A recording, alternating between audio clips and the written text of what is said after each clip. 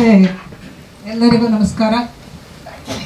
ನೀವೆಲ್ಲ ಇಲ್ಲಿ ಬಂದು ಕೂತಿರೋದು ನಮ್ಮ ಚಿತ್ರತಂಡಕ್ಕೆ, ಇಡೀ ಚಿತ್ರತಂಡಕ್ಕೆ ಈ ಸಂದರ್ಭಕ್ಕೆ ಅತ್ಯಂತ ಸಂತೋಷವಾದಂತಹ ಪ್ರಸಂಗ ಇದು.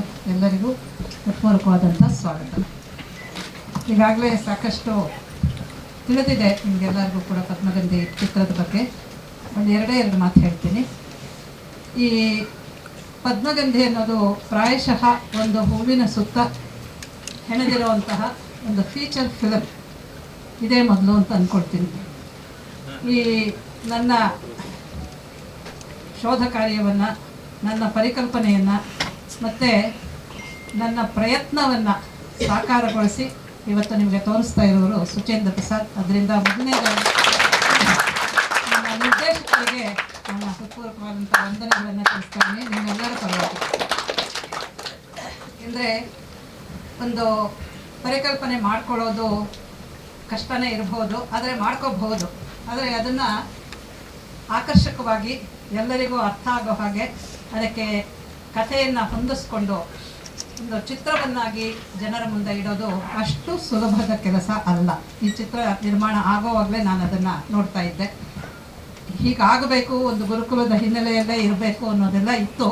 ಆದರೆ ಅದನ್ನು ಇಷ್ಟು ಸುಲಕ್ಷಣವಾಗಿ ಸೌಲಭ್ಯದಿಂದ ಸೊಗಸಾಗಿ ಮಾಡಿರುವಂಥವ್ರವರು. ಅದರಿಂದ ನಿರ್ಮಾಪಕರಾಗಿ ನಾನು ನಮ್ಮ ನಿರ್ದೇಶಕರಿಗೆ ಮನಃಪೂರ್ವಕವಾದಂಥ ವಂದನೆಗಳನ್ನು ಅದು ಸಲ್ಲಿಸ್ತೇನೆ. ಇನ್ನು ಈ ಚಿತ್ರದ ಬಗ್ಗೆ ಎರಡು ಮಾತು ಹೇಳ್ಬೋದು. ಏನಿದು ಕಮಲದ ಸುತ್ತ ಯಾತಕ್ಕೆ ಚಿತ್ರ ಮಾಡಿದ್ವಿ ಅಂತ ನೀವು ನೋಡಿ, ನಮ್ಮ ಸೃಷ್ಟಿಯನ್ನು ತಗೊಂಡ್ರೆ ಆರಂಭದಿಂದ ಬ್ರಹ್ಮ, ಚತುರ್ಮುಖ ಬ್ರಹ್ಮ ನಮ್ಮಲ್ಲಿ ಸೃಷ್ಟಿಕರ್ತ. ತ್ರಿಮೂರ್ತಿಗಳು ಎಲ್ಲರಿಗೂ ಗೊತ್ತಿದೆ, ಬ್ರಹ್ಮ ವಿಷ್ಣು ಮಹೇಶ್ವರರು. ಈ ಬ್ರಹ್ಮ ಎಲ್ಲಿ ಹುಟ್ಟೋದು? ಕಮಲದಲ್ಲಿ. ಕಮಲಾಸನ ಅಂತಲೇ ಅನ್ಸುತ್ತೆ. ಆ ಕಮಲ ಎಲ್ಲಿಂದ ಬರುತ್ತೆ ಅಂತ ಹೇಳಿದ್ರೆ ಅದು ಮಹಾವಿಷ್ಣುವಿನ ನಾಭಿಕಮಲ ಅಂತ.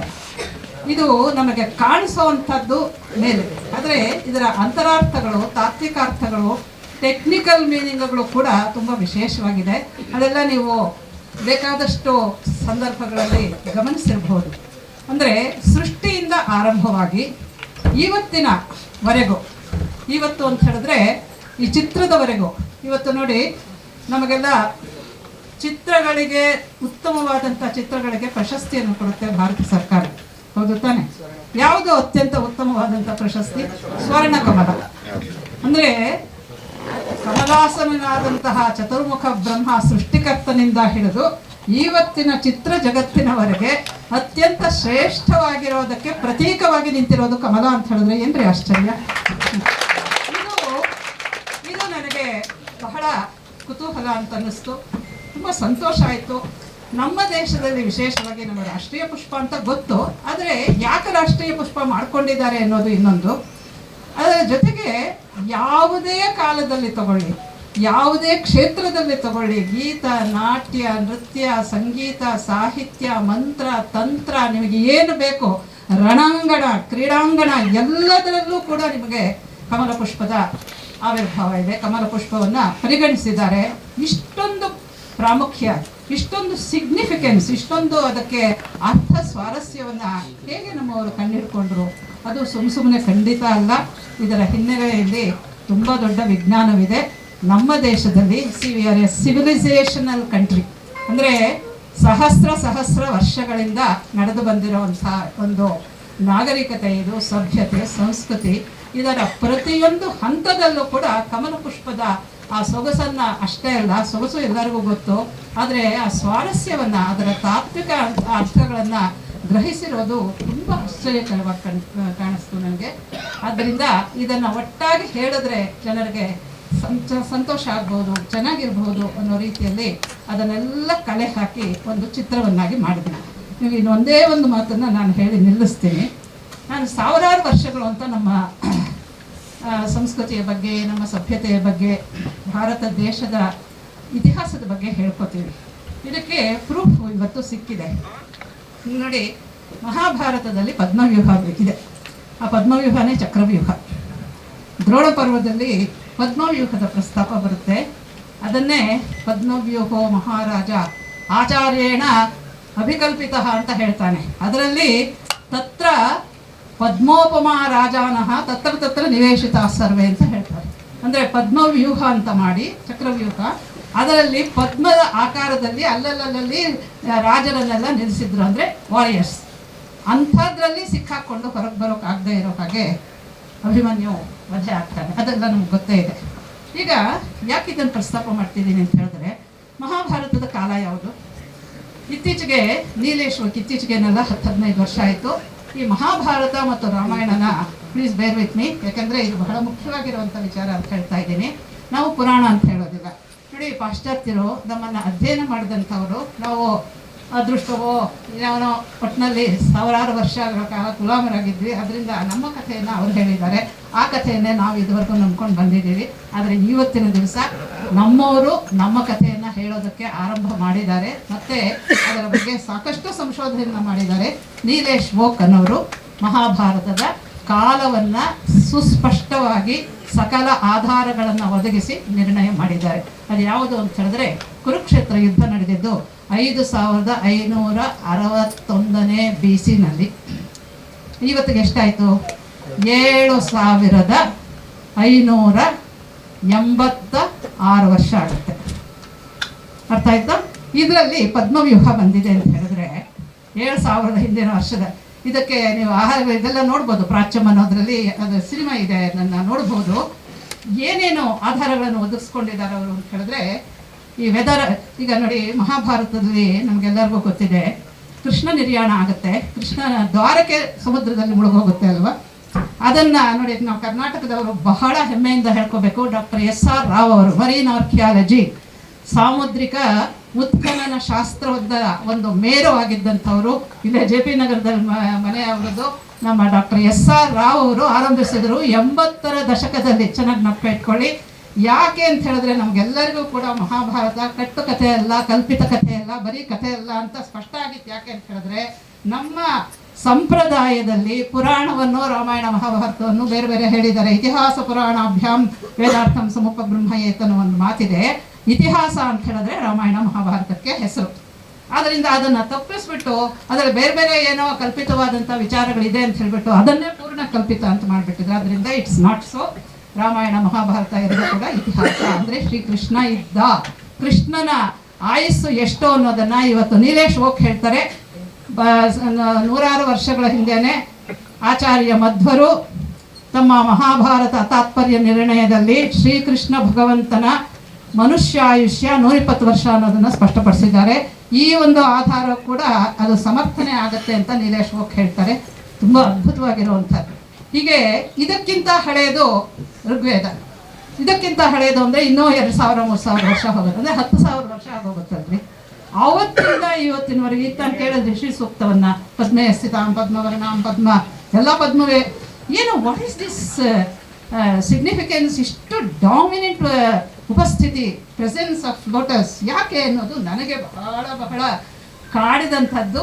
ಅದನ್ನೇ ಹಿಡ್ಕೊಂಡು ಜಾಲಾಡಿದ್ರೆ ಅದು ಎಷ್ಟು ಮಾಹಿತಿ ಸಿಗುತ್ತೆ ಅಂತ ಹೇಳಿದ್ರೆ, ಎಲ್ಲದರಲ್ಲೂ ತಂತ್ರಮಂತ್ರಗಳಲ್ಲೆಲ್ಲ ಕೂಡ ತತ್ವಶಾಸ್ತ್ರವನ್ನು ಬೋಧಿಸೋದಕ್ಕೂ ಕಮಲವೇ. ಪದ್ಮಪತ್ರ ಮೀಮಾಂಸ, ದಿ ಥಿಯರಿ ಆಫ್ ಡಿಟ್ಯಾಚ್ಮೆಂಟ್, ನಮ್ಮ ಕರ್ಮ ಥಿಯರಿ ಏನು ಹೇಳುತ್ತೆ ನಮ್ಮ ಅವರು, ಅದನ್ನು ಕೂಡ ಪದ್ಮದಲ್ಲಿ ಅಷ್ಟು ಸುಲಭವಾಗಿ ಹೇಳ್ತಾರೆ. ಹಾಗಾಗಿ ಇದು ತುಂಬ ವಿಶೇಷವಾಗಿರುವಂಥದ್ದು. ಎಲ್ಲದರಲ್ಲೂ ಇದೆ, ಸುಂದರವಾಗಿದೆ, ಇದಾಗಿದೆ, ಪವಿತ್ರವಾಗಿದೆ, ಅರ್ಥಪೂರ್ಣವಾಗಿದೆ, ಸ್ವಾರಸ್ಯಗಳಿಂದ ಕೂಡಿದೆ, ಪ್ರಾಚೀನತೆ ಇದೆ, ಅರ್ವಾಚೀನದಲ್ಲೂ ಕೂಡ ಅದರ ಪ್ರಸಕ್ತಿ ಇದೆ. ಆದ್ದರಿಂದ ಈ ಪುಷ್ಪದ ಬಗ್ಗೆ ಸಿನಿಮಾ ಮಾಡಲೇಬೇಕು ಅಂತ ಹೇಳಿ ನಾವಿಬ್ಬರು ಕೈ ಹಾಕಿ ಅದಕ್ಕೆ ಇವತ್ತು ಸಿನಿಮಾ ಆಗಿ ನಮ್ಮ ಕಣ್ಣು ಮುಂದೆ ನಿಂತಿರೋದು ನನಗಂತೂ ಬಹಳ ಬಹಳ ಸಂತೋಷಕರವಾದಂತಹ ಪ್ರಸಂಗ. ನಿಮಗೂ ಕೂಡ ಹಾಗೆ ಅಂತ ಅಂದ್ಕೊಂಡಿದ್ದೀನಿ. ಅದನ್ನು ತುಣುಕುಗಳನ್ನು ತಾವೆಲ್ಲರೂ ವೀಕ್ಷಿಸಿದ್ದೀರಿ, ಹೇಗಿದೆ ಅಂತ ನೀವು ಹೇಳ್ಬೋದು. ಆಮೇಲೆ ಒಟ್ಟಿನಲ್ಲಿ 3 ಭಾಷೆಗಳಲ್ಲಿ ಮಾಡಿದ್ದೀವಿ ನಾವು. ಯಾಕೆಂತ ಹೇಳಿದ್ರೆ ನೋಡಿ, ಇನ್ನೊಂದು ವಿಚಾರನೂ ಇಲ್ಲಿ ಪ್ರಸ್ತಾಪ ಮಾಡಬೇಕು. ಇದು ಸಂಸ್ಕೃತವನ್ನು ಪ್ರಮೋಟ್ ಮಾಡೋದು. ನಾನು ಸಂಸ್ಕೃತ ಪ್ರೊಫೆಸರ್ ಅಂತ ಹೇಳ್ಬಿಟ್ಟು ಅದೆಲ್ಲ ಅರ್ಥ. ಇದು ಭಾರತೀಯ ವಿಷಯ, ಭಾರತೀಯ ಸಭ್ಯತೆಯ ಮೂಲ, ಅದರ ಸಾರ ಇದು ಕಮಲ ಪುಷ್ಪ. ಅದನ್ನು ಕುರಿತು ನಾವು ಚಿತ್ರ ಮಾಡಿರೋದು. It is not to promote Sanskrit of course is there. ಸಂಸ್ಕೃತದಲ್ಲೇ ಅದೆಲ್ಲ ಇರೋದ್ರಿಂದ ತಾನಾಗಿ ಬರುತ್ತೆ. ಅದರಿಂದ ಅದರ ಪ್ರಧಾನವಾದಂತಹ ಸ್ವಾರಸ್ಯ ಏನಪ್ಪ ಅಂದರೆ ಕಮಲ ಪುಷ್ಪದ್ದು. ಇದನ್ನೇ ಯಾಕೆ ಮಾಡಿದ್ವಿ ಅಂತ ಹೇಳಿದ್ರೆ, ನೋಡಿ, ಪ್ರಪಂಚದಲ್ಲಿ ಒಂದು ಪುಸ್ತಕನೂ ನಾವು ತೋರಿಸ್ತೀವಿ. There are 7 flowers which have influenced civilisations, different civilisations. ಅದರಲ್ಲಿ ಈಜಿಪ್ಟು ಒಂದು, ಅದರಲ್ಲೂ ಕೂಡ ಕಮಲದ ಉಪಸ್ಥಿತಿ. ಆದರೆ ಈ ರೀತಿಯಾಗಿ ಎಲ್ಲೂ ಇಲ್ಲ. ಮತ್ತು ಕಮಲ ಒಂದು ಸಭ್ಯತೆಯನ್ನು, ಒಂದು ಸಂಸ್ಕೃತಿಯನ್ನು ನಿರಂತರವಾಗಿ ಅದನ್ನು ಗಮನಿಸಬೇಕು. 1000 ಋಗ್ವೇದ ಕಾಲದಿಂದ ಇವತ್ತಿನವರೆಗೂ ಸಹಸ್ರ ವರ್ಷಗಳವರೆಗೆ ಅದು ತನ್ನ ಒಂದು ಸ್ವಾರಸ್ಯವನ್ನು ಉಳಿಸ್ಕೊಂಡಿದೆ, ಪ್ರಾಧಾನ್ಯವನ್ನು, ಪ್ರಾಮುಖ್ಯತೆಯನ್ನು ಉಳಿಸ್ಕೊಂಡಿದೆ ಅಂತ ಹೇಳಿದ್ರೆ ಇದು ಸಾಮಾನ್ಯ ವಿಷಯ ಅಲ್ಲ. ಇದಕ್ಕೆ ನಿಜವಾಗ್ಲೂ ಕೂಡ ನಾವು ನಮೋ ನಮಃ ಅಂತ ಅನ್ನಬೇಕು ನಮ್ಮ ಪ್ರಾಚೀನರ ಈ ಪರಿಕಲ್ಪನೆಗೆ. ಯಾಕೆ ಅಂತ ಅದರಲ್ಲಿ ಕೆಲವು ಅವರೇ ಯಾತಕ್ಕೆ ಇದನ್ನು ಮಾಡಿಕೊಂಡ್ರು ಅನ್ನೋದಕ್ಕೆ ಕೆಲವು ಉದಾಹರಣೆಗಳಿದೆ. ಅದೆಲ್ಲ ನಾನು ಇಲ್ಲಿ ಹೇಳೋಕ್ಕೆ ಹೋಗೋದಿಲ್ಲ. ನಮ್ಮ ಬಾಟ್ನಿ ಪ್ರೊಫೆಸರು ಅದಕ್ಕೆ ಉದಾಹರಣೆಗಳನ್ನು ಇದನ್ನು ಕೊಟ್ಟಿದ್ದಾರೆ. ನಾನು ಅವರನ್ನೇ ಕರೆದು ನೀವು ಮಾಡಬೇಕು ಸರ್ ಅಂತ. ಶಿಲ್ಪಶಾಸ್ತ್ರದಲ್ಲಿ ಕಮಲ ಹೇಗೆ ಆಳ್ಕೊಂಡಿದೆ, ಎಲ್ಲ ಆವರಿಸ್ಕೊಂಡಿದೆ ಅನ್ನೋದನ್ನು GL ಭಟ್ರು ಅವರೇ ತೋರಿಸ್ತಾರೆ, ಶಿಲ್ಪಗಳನ್ನು ತೋರಿಸ್ತಾ. ಹೀಗಾಗಿ ಇದು ಅತ್ಯಂತ ಆಶ್ಚರ್ಯಕರವಾದಂತಹ, ಸಂತೋಷಕರವಾದಂತಹ, ನಿರಂತರವಾಗಿ ಅವತ್ತಿಂದ ಇವತ್ತಿನವರೆಗೂ ತನ್ನ ಉಪಸ್ಥಿತಿಯನ್ನು ಉಳಿಸ್ಕೊಂಡಿರುವಂತಹ ಅದ್ಭುತವಾದಂತಹ ಪುಷ್ಪ ಕಮಲ ಪುಷ್ಪ. ಇದು ನಮ್ಮ ದೇಶದ ಆತ್ಮಸ್ವರೂಪ. ಅದಕ್ಕೋಸ್ಕರವಾಗಿ ನಮ್ಮ ಗೌರವವನ್ನು ನಾನು ಕಮಲ ಪುಷ್ಪದ ಪದತಲದಲ್ಲಿ ನಾನು ಸಮರ್ಪಿಸ್ತಾ ಇದ್ದೇನೆ, ಚಿತ್ರದ ರೂಪವಾಗಿ. ಧನ್ಯವಾದಗಳು. ಸರಿ, ಮಾತಾಡ್ಬೇಕೀಗ ನಿರ್ಮಾಪಕರಾದ ನಂತರ ಈಗ ದಿಗ್ದರ್ಶಕರು ಹಾಗೆ ಇದರ ರಚನೆ. ಅನೇಕ ವಿದ್ವಾಂಸರಲ್ಲಿ ಬಂದಿರೋದ್ರಿಂದ ಎಲ್ಲರಿಗೂ ಪ್ರಥಮ ಒಂದು ಹೇಳಲೇಬೇಕು.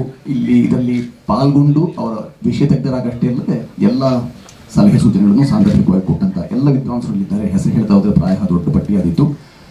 ಕವಿ ಕರೋತಿ ಕಾವ್ಯಾನಿ ರಸಂಜಾನಾತಿ ಪಂಡಿತ ತರುಹು ಸೃಜತಿ ಪುಷ್ಪಾಣಿ ಮರುತ್ ವಹತಿ ಸೌರಭಂ. ಈ ಥರ ಪತ್ರಕರ್ತ ಮಿತ್ರರು ಇವತ್ತು ಮರುತ್ತಾಗಿ, ಅಂದರೆ ಒಬ್ಬ ಕವಿ ಸೃಷ್ಟಿ ಮಾಡಬಲ್ಲ, ಸೃಜಿಸಬಲ್ಲ, ಆದರೆ ಅದರ ರಸವನ್ನು ಪಂಡಿತರು ಮಾತ್ರವೇ ಗ್ರಹಿಸಬೇಕು ಅಂತಿದೆ ಸುಭಾಷಿತ. ಹಾಗೆ ಮರಗಳು ಪುಷ್ಪವನ್ನೇನೋ ಸೃಜಿಸ್ಬಿಡುತ್ತೆ, ಆದರೆ ಅದರ ನಿಜ ಸೌರಭವನ್ನು ಮರುತ್, ಅಂದರೆ ಗಾಳಿ, ಆ ಥರದಲ್ಲಿ ಗಾಳಿ ಅರ್ಥ ಬೇರೇನೂ ಅಲ್ಲ. ಮರುತ್ ಆ ಥರದಲ್ಲಿ ಈ ಪದ್ಮಗಂಧಿ ಸುಗಂಧ ಇದೆಯಲ್ಲ, ಇದರ ಪದ್ಮ ಸಂಬಂಧಿ ಅಂತ ಈ ಅಳಕ ಇದೆಯಲ್ಲ, ಇದನ್ನು ತಾವೆಲ್ಲರೂ ಶ್ರೀಸಾಮಾನ್ಯನಿಗೆ, ಜನಸಾಮಾನ್ಯರಿಗೆ ತಲುಪಿಸುವಂಥ ಕೆಲಸವನ್ನು ತಾವೆಲ್ಲರೂ ಮಾಡ್ತೀರಿ, ಮಾಡಲಿ ಅಂತ. ಮಿಕ್ಕಿದ ಹಾಗೆ ಇಂಥದೊಂದು ದಿವ್ಯವಾದ ಕಲ್ಪನೆಯನ್ನು ಇಂಥದ್ದು ಆಗಬೇಕು, ನಮ್ಮ ನೆಲದ ಅಸ್ಮಿತೆಯನ್ನು ಯೋಚನೆ ಮಾಡಿದಂಥ ನಮ್ಮ ವಿದುಷಿ ಪ್ರೊಫೆಸರ್ ಎಸ್ ಅಬ್ದುಲ್ಲಾ ಅವರಿಗೆ ಪ್ರಥಮ ಮತ್ತೊಮ್ಮೆ ನಾನು ಬಾಗಿದ ಶ್ರೀರಾಮತೆ ಮುಗಿದ ಕಾರಣ ನಮನವನ್ನು ಅರ್ಪಿಸ್ತೇನೆ. ಇದು ಸಾಧ್ಯವಾದದ್ದು ಅವರ ಆದಿಶಕ್ತಿಯಿಂದಲೇ ಮಾಡಬೇಕು ಅಂತ ಹೇಳಿ. ಸಾಮಾನ್ಯವಾಗಿ ತಮ್ಮೆಲ್ಲರಿಗೂ ಗೊತ್ತಿರುವಾಗೆ ಒಂದು ಚಿತ್ರ ಅಷ್ಟು ಸುಲಭವಾಗಿ ಆಗುವಂಥದ್ದಲ್ಲ. ಹಾಗೆ ಆಗಬೇಕು ಅಂತಂದಾಗ ಇದರ ಹಿಂದಿನ ಇರುವ ಅಷ್ಟು ಶ್ರಮವನ್ನು ಅವರು ಹೆಗ್ಲ ಮೇಲೆ ಹೊತ್ಕೊಂಡು ನಮ್ಮೆಲ್ಲರನ್ನು ಕೈ ಹಿಡಿದು ನಡೆಸಿದ್ರು. ಹಾಗಾಗಿ ವಿಶೇಷವಾದ ಆಭಾರವನ್ನು ಮೊಟ್ಟ ಮೊದಲಿಗೆ ನಾನು ಅವರಿಗೆ ಅರ್ಪಿಸಿಬಿಡ್ತೇನೆ. ಈ ಚಿತ್ರದ ನಾನು ಈ ತಂಡವನ್ನಷ್ಟೇ ಪರಿಚಯಿಸೋ ಕೆಲಸ ಮಾಡ್ತೇನೆ. ಮಿಕ್ಕೆಲ್ಲೂ ತಾವೆಲ್ಲರಿಗೂ ನೋಡೇ ಇದ್ದೀರಿ. ನನ್ನ ಬಹುಕಾಲದ ಒಡನಾಡಿ ಮತ್ತು ಛಾಯಾಗ್ರಾಹಕರಾದಂಥ ಮನು ಯಾಬ್ಲಾ ಅವರು, YBR ಮನು ಅಂತ, ತನುಗಾಲದ ಒಡನಾಡಿ ನಾಗೇಶ್ ಸಂಕಲನ ಮಾಡಿದಂಥವರು. ಮೈತ್ರೇಯಿ ಶುಭಂಕರೋತಿ ಗುರುಕುಲ, ಇಲ್ಲಿ ಪಕ್ಕದಲ್ಲಿ ಮಹಾಪದ್ಮರು ಕೂತಿದ್ದಾರೆ. ಈ ಗುರುಕುಲದ ಆಚಾರ್ಯರಾಗಿ ಮೃತ್ಯುಂಜಯ ಶಾಸ್ತ್ರಿಯವರಿದ್ದಾರೆ. ಗುರುಕುಲದ ಅಧ್ವರ್ಯರಾಗಿ ಕಾಮತ್ತರಿದ್ದಾರೆ. ಈ ಚಿತ್ರದಲ್ಲಿ ನಟಿಸೋದಷ್ಟೇ ಅಲ್ಲದೆ ಸ್ವರ ಸಂಯೋಜನೆ, ಹಿನ್ನೆಲೆ ಸಂಗೀತ ಇತ್ಯಾದಿಗಳನ್ನು ಬಹುಕಾಲದ ಆ ಪರಮಶಿವನ್ ಅಂತ ಬಹಳ ದೊಡ್ಡ ವಿದ್ವಾಂಸರು, ಅವರ ಸುಪುತ್ರೋ ಕುಲದೀಪಕನಾಗಿ ದೀಪಕರು ಡಾಕ್ಟರ್ ರಂಗ ಸಂಗೀತದಷ್ಟೇ ಅಲ್ಲದೆ ಉಭಯ ಗಾನಗಾರುಡಿಗ, ಸಂಗೀತದ ಮೇರು ಅಂಥ ಪರಮಶಿವನ್ನವರ ಅದೇ ಎತ್ತರದ ನಮ್ಮ ಡಾಕ್ಟರ್ ದೀಪಕ್ ಪರಮಶಿವನ್ನು IIT ಪ್ರೊಫೆಸರ್ ಸಹ ನಿವಾಸಿ. ಆದರೂ ಸಹ ಈ ಸಿನಿಮಾಕ್ಕಾಗಿ ಇಂಥದಕ್ಕಾಗಿ ಅಂತ ಯಾವಾಗಲೂ ಜೊತೆಗೂ ಕೆಲಸ ಮಾಡ್ತಾರೆ. ಅಂಥವ್ರಿಗೆ ನಾನು ಧನ್ಯವಾದ ಅರ್ಪಿಸ್ತೇನೆ. ಶ್ರಾವ್ಯವಾದಂತಹ ಸ್ವರವನ್ನು ನೀವು ಗಮನಿಸಿದ್ದೀರಿ, ಕೇಳಿದ್ದೀರಿ. ಅದು ಸ್ವರ ಸಾಧನೆ ಮಾಡಿಕೊಟ್ಟಂಥವರು ಶಂಕರ ಶಾನುಭಾಗರು, ಮಹಾನುಭಾವರು. ಅವರಿಗೆ ನಾನು ವಂದನೆಯನ್ನು ಅರ್ಪಿಸಬೇಕಾಗಿದೆ. ಇನ್ನು ಕಾಕತಾಳಿಯನ್ನು ಹಾಗೆ ಈಕೆ ಹೆಸರು ಮಹಾಪದ್ಮ. ಗುರುಕುಲದಲ್ಲಿ ಈಕೆ ಒಬ್ಬ ವಿದ್ಯಾರ್ಥಿನಿಯಾಗಿದ್ದರೂ ಸಹ ಮಹಾಪದ್ಮ ಅಂತ ನಂತರ ಗೊತ್ತಾದ ನನಗೆ. ಮಹಾಪದ್ಮ ಈಕೆ ಹೆಸರು. ಈಕೆ ನಡೆಸಿದಂಥ ಈಕೆ ಕೊಟ್ಟ ಸಹಕಾರ ಮತ್ತು ಇಡೀ ಗುರುಕುಲ ಕೊಟ್ಟ ಸಹಕಾರ ಎಲ್ಲ ಮಕ್ಕಳಲ್ಲಿದ್ದಾರೆ. ಆಕೆ ಜೊತೆಗಾರರೆಲ್ಲರೂ ಅಲ್ಲಿದ್ದಾರೆ. ಎಲ್ಲರಿಗೂ ಅವಕಾಶ ಆಗಿಲ್ಲ ಅಂತ ಪರಿಸ್ಥಿತಿಗಳಲ್ಲಿ ಆ ಎಲ್ಲರಿಗೂ ನಾನು ಆಭಾರ ಮತ್ತು ಮನವಿ ವ್ಯಕ್ತಪಡಿಸ್ತೇನೆ. ಗುರುಮಾತೆಯಾಗಿ ಉಡುಪಿಯ ಪರಿಪೂರ್ಣ ಚಂದ್ರಶೇಖರರು, ಇವರು ಈಗ ಬಹುಭಾಷಾ ತಾರೆಯಾಗಿ ನಿಲ್ಲಿಸ್ತಾ ಇದ್ದಾರೆ.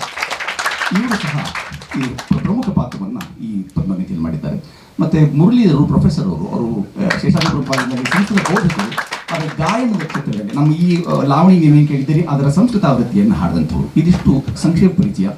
ಕೆಲವು ಸಮಯ ಕಡಿಮೆ ಇರೋದ್ರಿಂದ 2 ಮಾತುಗಳನ್ನ ಹಾಕೋದು ಸಾಧ್ಯವಿದೆ ಅಂತ ನಾವು ಆರಂಭ ಮಾಡೋಣ. ಏನಾದ್ರು ಹೇಳೋದಿಲ್ಲ ನಿಮ್ಮ ಮಾತಾಡಿ. ನಾಗೇಶ್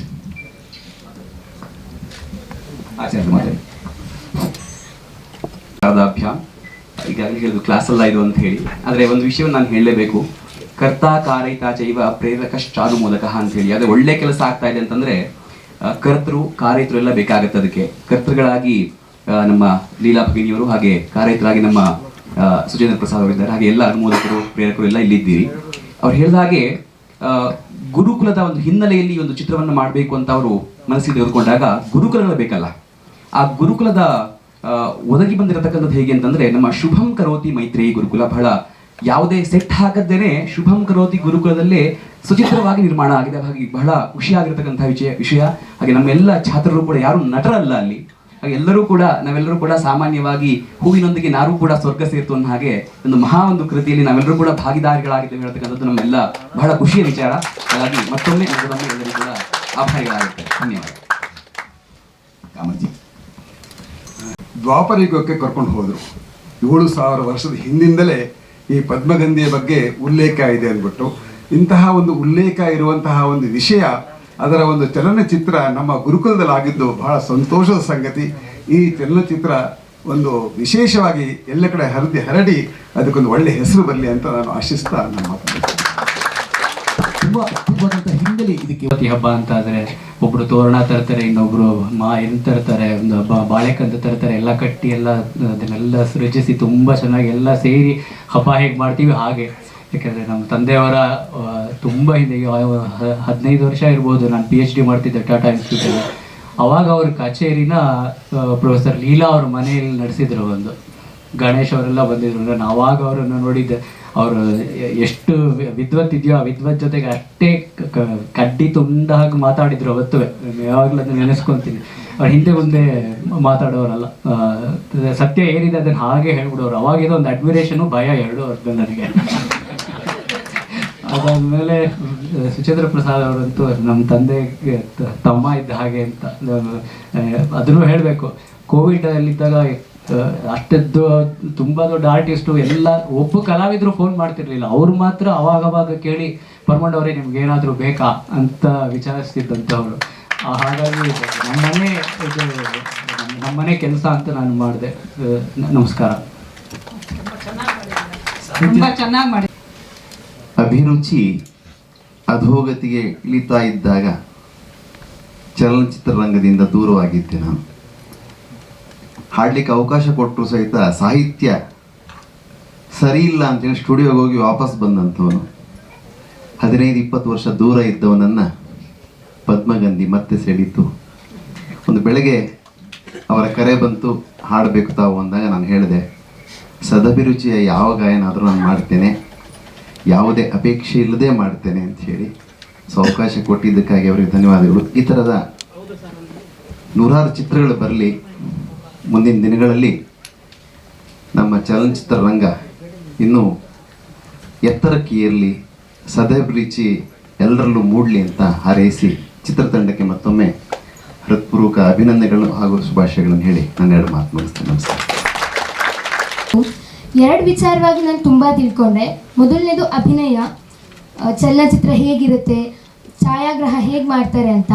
2ನೇದು ಕಮಲದ ವಿಚಾರವಾಗಿ ಎಷ್ಟು ತಿಳ್ಕೊಂಡೆ ಅಂದರೆ ಇನ್ನೊಬ್ಬರಿಗೆ ಹೇಳುವಷ್ಟು ನಾನು ಸಾಮರ್ಥ್ಯನ ಪಡ್ಕೊಂಡೆ ಈ ಚಿತ್ರದಲ್ಲಿ ಅಭಿನಯಿಸೋದ್ರಿಂದ. ಹಾಗೆ ನಾವೆಲ್ಲ ಸಂಸ್ಕೃತದ ವಿದ್ಯಾರ್ಥಿನಿಗಳಾಗಿದ್ದರಿಂದ ಈ ಚಿತ್ರದಲ್ಲಿ ಭಾಗವಹಿಸಿದ್ದು ಮುಂದೆ ನಾವು ಸಂಸ್ಕೃತ ಕ್ಷೇತ್ರದಲ್ಲಿ ಮುಂದುವರಿಯೋದಕ್ಕೆ ನಮಗೆ ಒಳ್ಳೆ ಪ್ರೋತ್ಸಾಹ ಸಿಕ್ಕಿದೆ. ಹಾಗಾಗಿ ಇಲ್ಲಿ ಭಾಗವಹಿಸಲಿಕ್ಕೆ ಅವಕಾಶ ಕೊಟ್ಟಂತಹ ಎಲ್ಲರಿಗೂ ನಾನು ಹೃತ್ಪೂರ್ವಕ ಧನ್ಯವಾದಗಳನ್ನ ತಿಳಿಸ್ತೇನೆ. ಧನ್ಯವಾದಗಳು. ಪರಿಪೂರ್ಣ ಚಂದ್ರಶೇಖರರು ಈಗ ಬಹುಭಾಷಾ. ನಮಸ್ಕಾರ. ಈ ಸಿನಿಮಾದಲ್ಲಿ ನಾನು ಕೊಟ್ಟದಕ್ಕಿಂತ ಈ ಸಿನಿಮಾದಿಂದ ಈ ತಂಡದಿಂದ ನಾನು ತುಂಬ ಇದೆ. ಮತ್ತೊಮ್ಮೆ ನಾವು ಈ ಸಿನಿಮಾಗೆ ತುಂಬ ಪ್ರಯತ್ನ ಪಟ್ಟಿದ್ದೇವೆ. ಇಲ್ಲಿ ಕೆಲವರು ಸೀನ್ಸಲ್ಲಿ ನಾವು ಹೋಗಿ ಕಮಲದ ಕುರಿತಾದ ಮಾಹಿತಿಗಳನ್ನು ಕಲೆ ಹಾಕೋ ಥರ ಇದೆ. ಬಟ್ ಆ್ಯಕ್ಚುಲ್ ಆಗಿ ನಿಜವಾಗ್ಲೂ ನಾವು ಮಾಹಿತಿಯನ್ನು ತಿಳ್ಕೊಂಡಿದ್ದೇವೆ. ನಾನು ಗುರುಮಾತೆಯಾಗಿ ಇದರಲ್ಲಿ ನಟಿಸಿದ್ದೇನೆ. ಬಟ್ ಈ ಸಿನಿಮಾದಲ್ಲಿ ಈ ತಂಡದಲ್ಲಿ ನನಗಿಂತ ಒಬ್ಬ ಚಿಕ್ಕ ಸ್ಟೂಡೆಂಟ್ ಇರಲಿಕ್ಕೆ ಸಾಧ್ಯವೇ ಇಲ್ಲ. ಎಂಟೈರ್ ತಂಡದಲ್ಲಿ ಈ ಮಕ್ಕಳೆಲ್ಲ ತುಂಬ ಸಂಸ್ಕೃತವನ್ನು ಮಾತಾಡ್ತಾರೆ ನಿರರ್ಗಳವಾಗಿ. ನನಗೆ ಅದೆಲ್ಲ ಬರ್ತಾ ಇರಲಿಲ್ಲ. ಇವ್ರ ಹತ್ರ ನಾನು ಕೇಳ್ತಾ ಇದ್ದೆ, ಮಕ್ಕಳ ಹತ್ರ ಎಲ್ಲ, ಇದನ್ನು ಹೇಗೆ ಹೇಳೋದು, ನನಗೆ ಎಲ್ಲಿಯೂ ನೀನು ದೊಡ್ಡವಳು, ನಾವು ಚಿಕ್ಕವರು, ನಮ್ಮ ಹತ್ರ ಕಲಿತಾ ಇದ್ದೀರಾ, ಕೇಳ್ತಾ ಇದ್ದೀರಾ ಅಂತ ಎಲ್ಲಿಯೂ ನನಗೆ ಆ ಫೀಲಿಂಗ್ಸೇ ಕೊಡಲಿಲ್ಲ. ತುಂಬ ವಿನಯತೆಯಿಂದ, ಪ್ರೀತಿಯಿಂದ ನನಗೆ ಹೇಳಿಕೊಟ್ಟಿದ್ದಾರೆ. ಈ ಸಿನಿಮಾದಲ್ಲಿ ಕೆಲಸ ಮಾಡಿದಂಥ ಪ್ರತಿಯೊಬ್ಬರೂ ಕೂಡ ನಾವು ತಂಡವಾಗಿರದೆ ಕುಟುಂಬವಾಗಿ ಈ ಸಿನಿಮಾವನ್ನು ಮಾಡಿದ್ದೇವೆ. ಈ ಸಿನಿಮಾದಲ್ಲಿ ಒಂದು ಪ್ರಮುಖ ಪಾತ್ರವನ್ನು ಮಾಡುತ್ತಾ ಇದ್ದದಕ್ಕೆ ನನಗೆ ತುಂಬ ಹೆಮ್ಮೆ ಇದೆ. ನೀವೆಲ್ಲರೂ ಈ ಸಿನಿಮಾವನ್ನು ಪ್ರಚಾರ ಮಾಡಬೇಕು. ಈ ಸಿನಿಮಾಗೆ ನಿಮ್ಮೆಲ್ಲರ ಸಹಕಾರ ಬೇಕು. ಧನ್ಯವಾದಗಳು. ಚಂದದ ಚಿತ್ರ ಮಾಡಿದ್ದೀರಿ, ಆದರೆ ಸೋತ್ಸಾಹಾನಾಂ ನಾಸ್ತಿ ಅಸಾಧ್ಯಂ ನರಾಣ ಮಾರ್ಗಾರಬ್ಧಾಃ ಸರ್ವಯತ್ನಾಃ ಫಲಂತಿ ಅಂತ ಹೇಳ್ತಕ್ಕಂಥ ರೀತಿಯಲ್ಲಿ ನಮ್ಮಲ್ಲಿ ಒಂದು ಒಳ್ಳೆಯ ಉತ್ಸಾಹ ಇತ್ತು ಅಂತ ಹೇಳಿದ್ರೆ ಅವಾಗ ಅಸಾಧ್ಯವಾಗಿರತಕ್ಕಂಥದ್ದು ಯಾವುದೂ ಇಲ್ಲ. ಆ ರೀತಿ ನಮ್ಮ ಡಾಕ್ಟರ್ SR ಲೀಲಾ ಅವರಲ್ಲಿರತಕ್ಕಂತಹ ಒಂದು ಉತ್ಸಾಹ ಒಂದು ಪದ್ಮದ ಬಗ್ಗೆ ಕೂಡ ಒಳ್ಳೆಯ ಚಿತ್ರವನ್ನು ಮಾಡೋದಕ್ಕಾಗತ್ತೆ ಎಂಬುದನ್ನು ನಮಗೆ ನಿರೂಪಿಸಿ ತೋರಿಸಿದೆ. ಒಂದು ಸುಟ್ಟ ಅಯಸ್ಕಾಂತದ ಮೇಲೆ ಒಂದು ತೊಟ್ಟಿನ ನೀರು ಬಿದ್ದರೆ ಅದು ಆ ಕ್ಷಣದಲ್ಲೇ ಅದು ಸಂಪೂರ್ಣವಾಗಿ ವ್ಯಾಪರೇಟ್ ಆಗುತ್ತೆ. ಅದೇ ಆ ನೀರಿನ ತೊಟ್ಟು ಒಂದು ಕಮಲದ ಎಲೆಯ ಮೇಲೆ ಬಿದ್ದರೆ ಅದು ಮುತ್ತಿನ ಹಾಗೆ ಕಾಣಿಸುತ್ತೆ. ಅದೇ ನೀರಿನ ತೊಟ್ಟು ಸ್ವಾತಿ ನಕ್ಷತ್ರದ ದಿನ ಒಂದು ಕಪ್ಪೆ ಚಿಪ್ಪಲ್ಲಿ ಬಿದ್ದರೆ ಅದೊಂದು ಒಳ್ಳೆಯ ಮುತ್ತಾಗುತ್ತೆ. ಡಾಕ್ಟರ್ SR ಲೀಲಾ ಅವರ ಭಾವನೆ ಎಂಬತಕ್ಕಂತಹ ಒಂದು ಬಿಂದು ನಮ್ಮ ಸುಚೇಂದ್ರ ಪ್ರಸಾದ್ ಅವರ ಮಸ್ತಿಷ್ಕ ಎಂಬತಕ್ಕಂತಹ ಕಪ್ಪೆ ಚಿಪ್ಪಲ್ಲಿ ಬಿದ್ದು ಎಲ್ಲರ ಸಹಕಾರದ ಮುಖಾಂತರ ಪದ್ಮಗಂಧಿ ಎಂಬತಕ್ಕಂತಹ ಒಂದು ಉತ್ತಮ ಮುತ್ತಿನಂತ ಇರತಕ್ಕಂಥ ಚಿತ್ರದ ನಿರ್ಮಾಣ ಆಗಿದೆ. ಆ ಒಂದು ಚಿತ್ರವನ್ನು ನಾವೆಲ್ಲರೂ ಕೂಡ ಉತ್ಸಾಹದೊಂದಿಗೆ ವೀಕ್ಷಿಸಿ ಇನ್ನು ಹಲವಾರು ಜನರು ಇದೇ ರೀತಿ ಉತ್ಸಾಹದೊಂದಿಗೆ ನೋಡತಕ್ಕಂಥ ರೀತಿಯಲ್ಲಿ ನಾವು ಅವರಿಗೆ ಪ್ರೇರಣೆಯನ್ನು ಕೊಟ್ಟು ಈ ಒಂದು ಚಿತ್ರದ ವಿಜಯಕ್ಕೆ ನಾವೆಲ್ಲರೂ ಕೂಡ ಕಾರಣೀಕರ್ತರಾಗಬೇಕೆಂಬುದಾಗಿ ನಿಮ್ಮಲ್ಲಿ ಕಳೆಕಳೆಯಿಂದ ಪ್ರಾರ್ಥನೆ ಮಾಡಿಕೊಡ್ತೀವಿ. ಧನ್ಯವಾದಗಳು. ಪದ್ಮಬಂಧ ಮಾಡಲಾಗಿದೆ. ಚಿತ್ರದಲ್ಲಿ ಬಹುಶ್ರುತವಾದಂತಹ ರಾಷ್ಟ್ರಮನ್ನೇ ಪಡೆದಂತಹ ಅವಧಾನಿಗಳು ಶತಾವಧಾನಿ ಡಾಕ್ಟರ್ ಗಣೇಶ್ ಅವರ ದೊಡ್ಡ ಒಂದು ಬರಲಿಲ್ಲ. ಅವರೆಲ್ಲರೂ ತಮ್ಮ ಶುಭಾಶಂಸನೆಯನ್ನು ಹೇಗೆ ತಲುಪಬೇಕು ಅನ್ನೋದ್ರ ಬಗ್ಗೆ ನೀವೇ ನಮ್ಗೆ ಹೇಳಬೇಕು. ಏನು ಅನಿಸುತ್ತೆ, ಏನಾಗಬೇಕು ಅಥವಾ ಏನು ಪ್ರಶ್ನೆಗಳಿದೆ ದಯಮಾಡಿ ಅದಕ್ಕೊಂದು ಅವಕಾಶವಿದೆ. ತಾವು ದಯಮಾಡಿ ಅಂತ ಪ್ರಶ್ನೆ ಕೇಳಬೇಕು ಅಂತ ನಾನು ವಿನಂತಿ ಮಾಡ್ತೇನೆ. ಎಲ್ಲ ತಂಡಕ್ಕೆ ಧನ್ಯವಾದಗಳು. ಎಷ್ಟು ಸೊಗಸಾಗಿ ನಿಮ್ಮ ಇಡೀ ಯಾತ್ರೆಯನ್ನು ಹೇಳಿದಿರಿ. ಈಗ ನಮ್ಮ ಮಾಧ್ಯಮ ಮಿತ್ರರ ಸರ್ದಿ.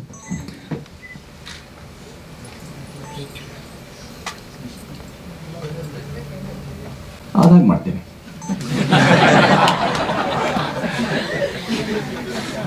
ಬಿಡುಗಡೆ ನಮ್ಗೆಲ್ಲರಿಗೂ ಗೊತ್ತಿರೋ ಹಾಗೆ, ನಮಗೆ ಗೊತ್ತಿರೋ ಹಾಗೆ ಬಿಡುಗಡೆಗೆ ಎಂಥ ಪೈಪೋಟಿ ಇದೆ, ಎಂಥ ಪೋಟಿ ಅಂತ ನಮಗೆ ಗೊತ್ತಿರೋದ್ರಿಂದ ಇದು ಮೊದಲು ಒಂದು ಜನರನ್ನು ಅಂದರೆ ಒಂದು ವಿದ್ವಲ್ ಲೋಕವನ್ನು ತಲುಪಿ ಬಂದು ಆ ನಂತರ ಎಲ್ಲರೂ ಅಪೇಕ್ಷೆ ಅಂತ ಪಟ್ಟಾಗ ನಿಮ್ಮ ಉಪಯೋಗ ಆಗಬೇಕಾಗ್ತದ್ದು. ನೀವು ಇದನ್ನು ಪ್ರಚಾರಗಳನ್ನು ಮಾಡಿ ಇದು ಬೇಕು ಜನ ಅಂತ ಅವರು ಬಹುಬೇಡಿಕೆಯಿಂದ ಬಂದು ಕೂಡಲೇ ಬಿಡುಗಡೆಗೆ ನಿಮ್ಗೆ ಗೊತ್ತಿದೆ, ಪ್ರತ್ಯೇಕ ಹೇಳಬೇಕಿಲ್ಲ.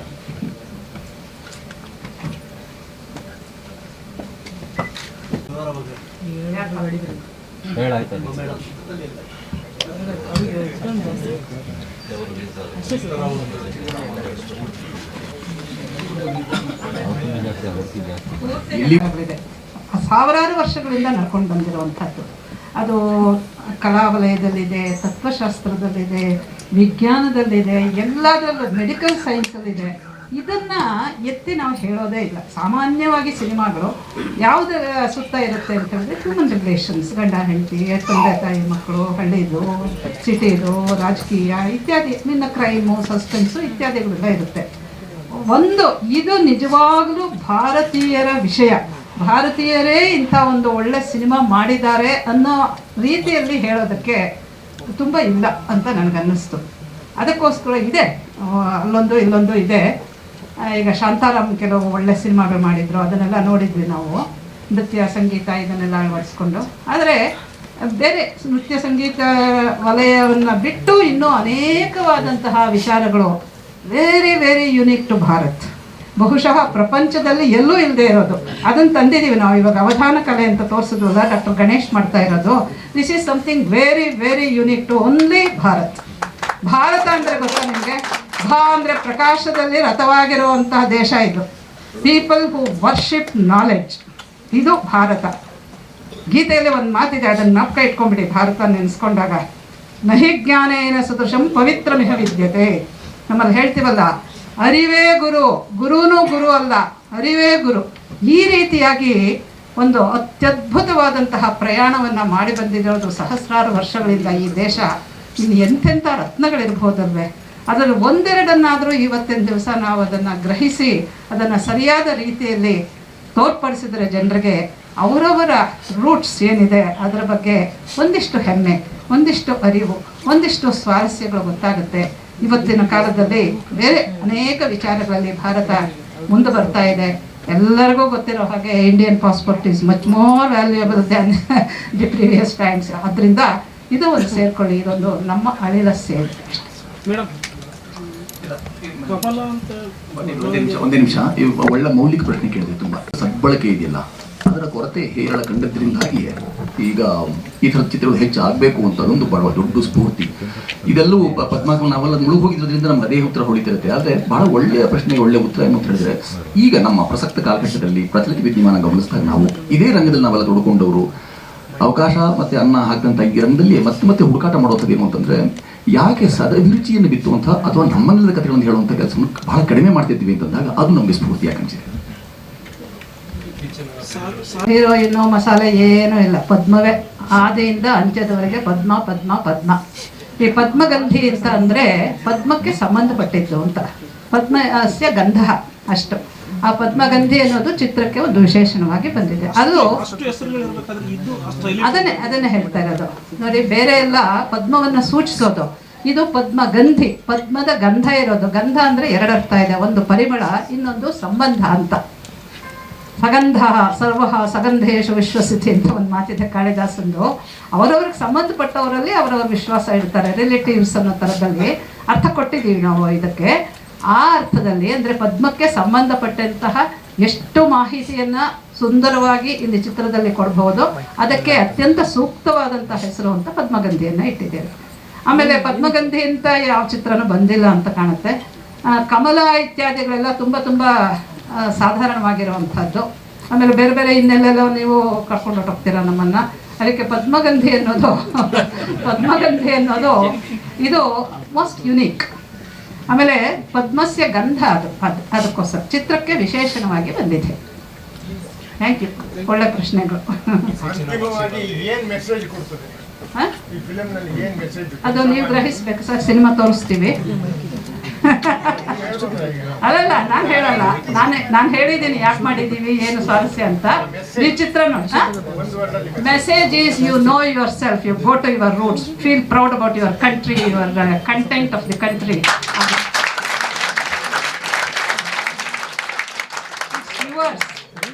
You are so great. You have such a wonderful past. Make your future fascinating. That's the message. Madam, ನಿಮಗೆ ಕೊನೆಯ ಪ್ರಶ್ನೆ. ಈ ಚಿತ್ರಕ್ಕೆ ಸುಚೇಂದ್ರ ಪ್ರಸಾದ್ ಸರ್ ಏನಕ್ಕೆ ಆಯ್ಕೆ ಮಾಡ್ಕೊಂಡ್ರಿ?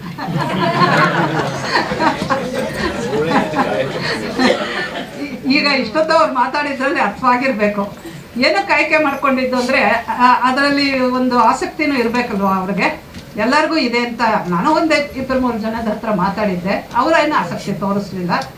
ಸುಚೇಂದ್ರ ಪ್ರಸಾದ್ ನಮ್ಮ ಸ್ನೇಹಿತರು, ಜೊತೆಗೆ ನಿಮಗೆಲ್ಲರಿಗೂ ಗೊತ್ತಿರೋ ಹಾಗೆ ಈ ಮನುಷ್ಯನಿಗೆ ಅವರು ಚಿತ್ರ ನಿರ್ದೇಶಕ, ನಟ ಅದೆಲ್ಲ ಒಂದು, ಆದರೆ ಅವರ ಭಾಷಾಭಿಮಾನ, ಭೂಷಾಭಿಮಾನ, ಧರ್ಮಾಭಿಮಾನ ತುಂಬ ದೊಡ್ಡದು. ಅದೆಲ್ಲ ಇದ್ದವರು ಅದೆಲ್ಲ ಇದ್ದರೆ ಮಾತ್ರ ಇಂಥ ಚಿತ್ರಗಳಕ್ಕೆ ಕೈ ಹಾಕ್ತಾರೆ. ಅವ್ರು ಯಾರೋ ಎಷ್ಟು ಖರ್ಚು ಮಾಡಿದ್ರಿ ಅಂತ ಹೇಳಿದ್ರೆ, I am A retired professor, ನಮ್ಮ ಹತ್ರ ಎಷ್ಟಿರಬಹುದು ಅಷ್ಟೊಂದು ಸಿನಿಮಾ ಮಾಡಬೇಕಾಗಿತ್ತು. ಅದು ನಮ್ಮ ಮಟ್ಟಿಗೆ ತುಂಬ. ಬೇರೆ ಇನ್ಯಾವ ನಾವು ಅವರು ಸುಚೇಂದ್ರ ಪ್ರಸಾದ್ ನನ್ನನ್ನು ತುಂಬ ಮೇಲಕ್ಕೆ ಎತ್ತುಬಿಟ್ಟಿದ್ದಾರೆ. ಏನು ಗೊತ್ತಾ, ಈಗ ಅವರು ನಮ್ಮನ್ನು ನಿರ್ಮಾಪಕರು ಬಂದರು ಅಂತ ಹೇಳ್ತಾರೆ. ನಾನು ಅವ್ರಿಗೆ ಚೆನ್ನಾಗಿ ಹೊಡೆಯೋಣ ಅನಿಸುತ್ತೆ ನೋಡಿ. ಯಾಕೆ ಅಂತ ಹೇಳಿದ್ರೆ ಇನ್ನೊಂದು ಹೇಳ್ತಾರೆ ಅವರು, ನಾನೇನು KCN ಮೂವೀಸ್ ಏನ್ರಿ ವಜ್ರೇಶ್ವರಿ ಕಂಬೈನ್ಸ್ ನಿರ್ಮಾಪಕರು ಅಂತ ನನ್ನ ರೇಗ್ಸೋಕೆ ಅಂತ ನಾನು ಕೇಳಿದ್ರೆ ಅವ್ರೇನು ಹೇಳಿದ್ರು ಗೊತ್ತಾ, ಅದನ್ನು ನಾನು ಮರೆಯೋದೇ ಇಲ್ಲ, ನಿಮಗೂ ಹೇಳ್ತೀನಿ ಮೇಡಮ್, ಕಳ್ತನ ಒಂದ್ಸತಿ ಮಾಡಿದ್ರು ಕಳ್ಳ ಅಂತಲೇ ಹೇಳಿದ್ರು. ಹಾಗೆ ನೀವು ಒಂದ್ಸತಿ ಹಿಂದೇನೂ ಮಾಡಿದ್ದೀನಿ, ಸಹಕಾರ ಕೊಟ್ಟಿದ್ದೀನಿ, ಆದರೆ ಇದು ಪೂರ್ತಿ ನಾನೇ ಮಾಡಿರೋದು ಅಂತ. ಸೊ ಅವರು ಆ ಕಳ್ಳರ ಸಾಲಿನಲ್ಲಿ ನನ್ನನ್ನು ಸೇರಿಸಿ ನಿರ್ಮಾಪಕ ಪಟ್ಟವನ್ನು ಕೊಟ್ಬಿಟ್ಟಿದ್ದಾರೆ. ಸರ್, ನೀವು ಎಂಥ ದೊಡ್ಡ ಪಾತ್ರಗಳನ್ನೆಲ್ಲ ಎಂತೆಂಥದೋ ಪಾತ್ರಗಳನ್ನ ಮಾಡಿ ನೀವು ಸೈ ಎನ್ಸ್ಕೊಂಡವರು, ಬಟ್ ಇದರಲ್ಲಿ ಯಾಕೆ ಇಲ್ಲಿ ನೋಡಿ ಎರಡೆರಡು ಜಾಗದಲ್ಲಿ ನಿಂತ್ಕೋತಾರಂತಲ್ಲ ಚುನಾವಣೆಗೆ ಅಂತ ಹೇಳಿದಾಗ ಅವ್ರು ಬಹಳ ಮಾರ್ಮಿಕವಾದ ಉತ್ತರ ಕೊಟ್ಟರಲ್ಲ, ಅದೇ ಉತ್ತರ ಇದಕ್ಕೂ. ಒಂದಕ್ಕೆ ನಿಂತವ್ರನ್ನ ನೋಡಿದ್ದಾರೆ, ಎರಡಕ್ಕೂ ನಿಂತವ್ರನ್ನ ನೋಡಿದ್ದಾರೆ.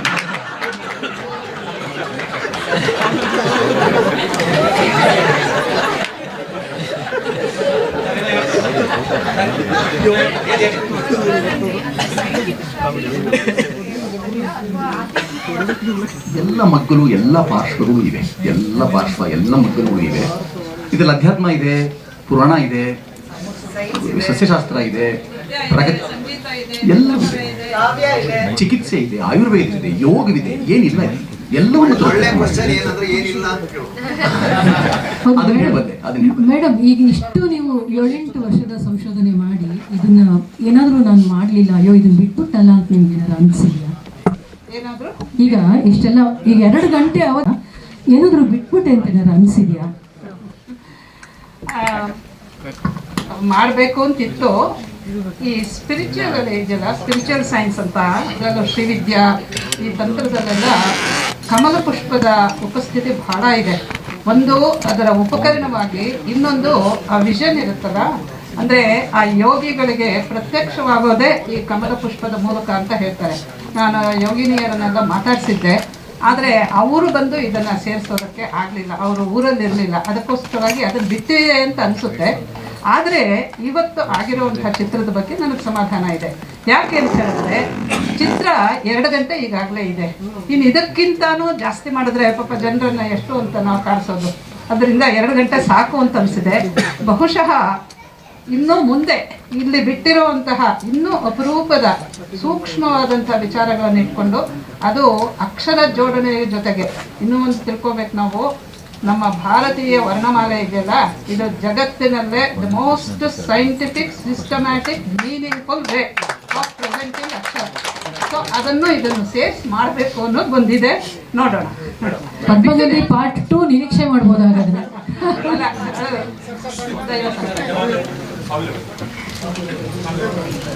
ಶ್ರೀ ಶ್ರೀ ಶ್ರೀ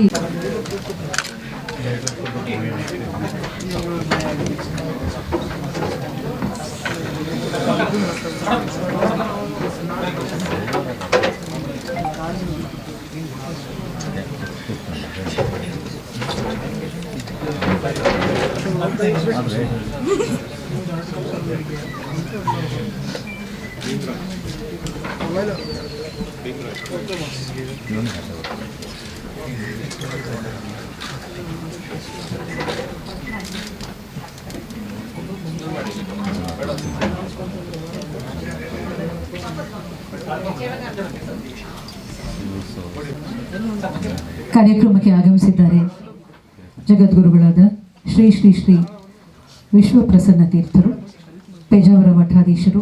ಅವರಿಗೆ ನಿಮ್ಮೆಲ್ಲರ ಪರವಾಗಿ, ನಮ್ಮ ಪದ್ಮಗಂಧಿ ತಂಡದ ಪರವಾಗಿ ನಮಸ್ಕಾರಗಳನ್ನು ಸಲ್ಲಿಸ್ತಾ ಈಗ ಅನುಗ್ರಹ ಸಂದೇಶವನ್ನ ಅವರು ನೀಡಬೇಕು ಅಂತ ಕೇಳ್ಕೊಳ್ತಾ ಇದ್ದೇನೆ.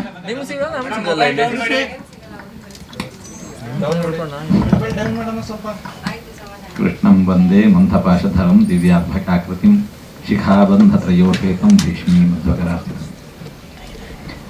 ಆಪದಾಮಪಹರ್ತಾರಂ ದಾತಾರಂ ಸರ್ವಸಂಪದಾಂ ಲೋಕಾಭಿರಾಮಂ ಶ್ರೀರಾಮಂ ಭೂಯೋ ಭೂಯೋ ನಮಾಮ್ಯಹಂ. ಸುಚೇಂದ್ರ ಪ್ರಸಾದ್ ಅವರು ದೊಡ್ಡ ಸಾಹಸ ಕೈ ಹಾಕಿದ್ದಾರೆ ಎಂದು ನಾವು ಭಾವಿಸ್ತಾ ಇದ್ದೇವೆ.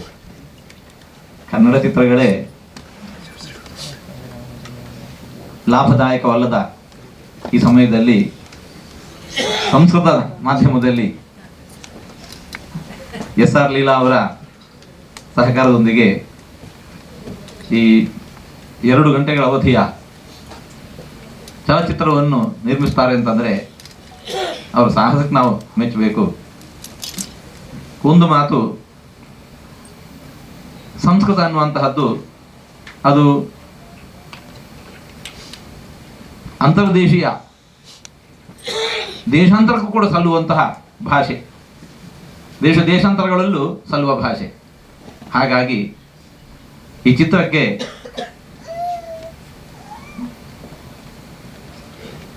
ಅದು ವಿಸ್ತೃತವಾಗಿರತಕ್ಕಂತಹ ನೋಡುಗರು ಕೇಳುಗರು ಇದ್ದಾರೆ ಎಂದು ನಾವು ಭಾವಿಸ್ತೇವೆ. ಹಾಗೆ ಅದು ಬೆಳೆದು ಈ ಚಲಚಿತ್ರದ ಮೂಲಕವೂ ಕೂಡ ಸಂಸ್ಕೃತವೂ ಕೂಡ ನಮ್ಮ ಪ್ರಸಾರ ಆಗಲಿ.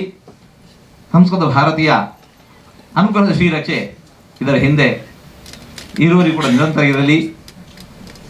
ಈ ದಾರಿಯಲ್ಲಿ ಬರುವ ಏನೇ ಆಪತ್ತುಗಳಿದ್ದರೂ ಕೂಡ ಆಪದಾಂ ಅಪಹರ್ತಾರಂ ದಾತಾರಂ ಸರ್ವಸಂಪದ ಲೋಕಾಭಿರಾಮಂ ಶ್ರೀರಾಮಂ ಭೂಯೋ ಭೂಯೋ ನಮಾಮ್ಯಹಂ ಅಂತ ರಾಮನನ್ನು ಪ್ರಾರ್ಥಿಸ್ತಾ ಇದರ ಹಿಂದೆ ಶ್ರಮಿಸುವ ಎಲ್ಲರಿಗೂ ಕೈ ಜೋಡಿಸದ ಎಲ್ಲರಿಗೂ ಭಗವದ್ ಅನುಗ್ರಹ ಪ್ರಾರ್ಥಿಸ್ತಾ ಇದ್ದೇವೆ. ಎಲ್ಲರಿಗೂ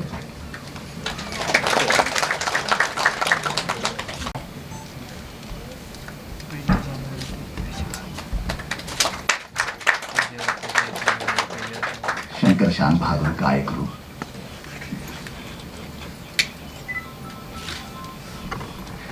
ಕಾಮತರು, ಶುಭಂ ಕರೋತಿ ವೈದ್ಯರೀಯ ಗುರುಕುಲ,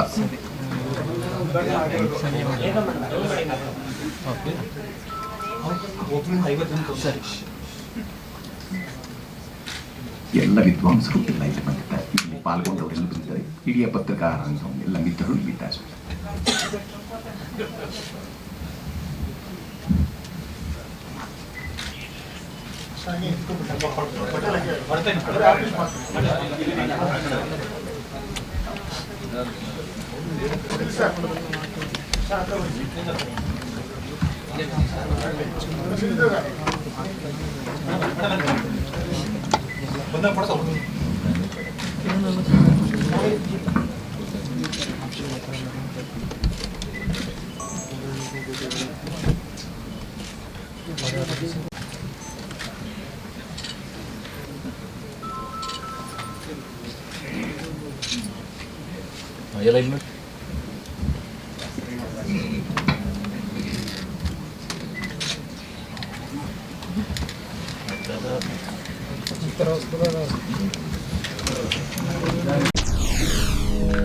SSTV ಸಿನಿಮಾ ಜಗತ್ತಿನ ಕ್ಷಣ ಕ್ಷಣದ ಸುದ್ದಿಯೊಂದಿಗೆ.